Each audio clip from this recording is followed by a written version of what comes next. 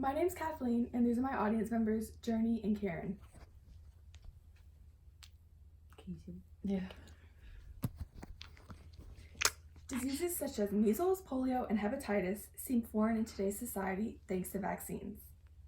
However, as anti-vaxxers continue to argue against these vaccines, we may see the return of these diseases in others. I feel I'm a credible source on this subject because I've completed numerous public health classes that have discussed the benefits of vaccinations, and I've also done extensive research on the topic. Even though there are numerous clear benefits to vaccinating your children, some people use a study built on false evidence to argue against them. In this study, I will first discuss the controversy surrounding vaccines, the false argument that many people use to build their basis on why they argue against vaccinations, and lastly, how to protect yourself and the benefits of vaccinations. I'll first discuss the controversy. Even though vaccinations have a long successful history, a controversy over whether or not to vaccinate your children has developed in recent years. According to a brief history on vaccines by the Immunization Advisory Center, the practice of vaccines date back to hundreds of years ago. As vaccines became increasingly popular, a controversy developed over whether or not kids should be vaccinated. Individuals against vaccinations feel it's an infringement on their personal freedoms and view vaccinations as more harmful than beneficial. On the other hand, people for vaccinations see them as a great way to protect their children, themselves, and their community. Due to the controversy, the government has had to step in to regulate. According to state vaccination requirements by the CDC, kids are required to get vaccinated to attend several different things, such as public school, daycare, and some private schools.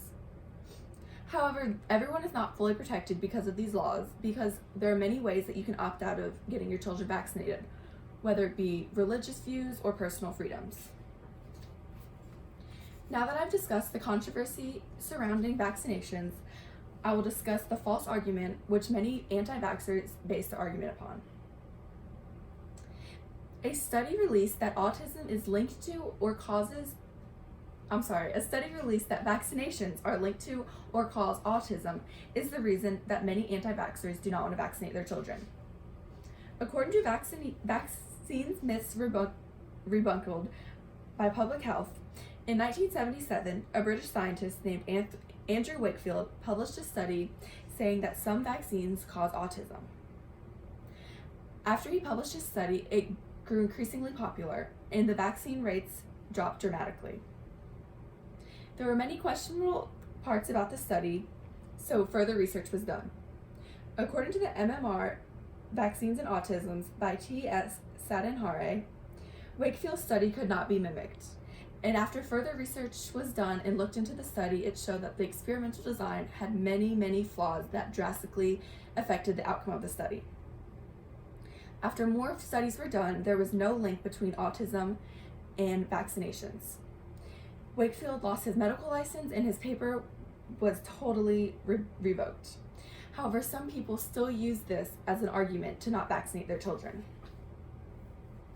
Now I will discuss the benefits of vaccinating your children. According to Should Any Vaccines Be Required for Kids by procon.org, vaccines are 90 to 99% effective. This article goes on to discuss how vaccines have saved 2.5 million kids each year from preventable diseases. Not only do vaccines protect the children that are vaccinated, but they also protect their peers through herd immunity. According to Should Any Vaccines Be Required for Children by procon.org, when a critical portion of the population is vaccinated, it's unlikely that an outbreak will develop, so the community is therefore protected. 5 important reasons to vaccinate your kids by vaccines.gov shows that by vaccinating people, they will have less likely to pass diseases from the mother to the child, and that diseases such as smallpox can be wiped out completely. In this speech, I've discussed the controversy surrounding vaccines, the cause of the controversy, which is that it was a study built on false evidence, and the benefits of vaccinating your children. Even though there are clear benefits, some people still do not feel it is best to vaccinate their children.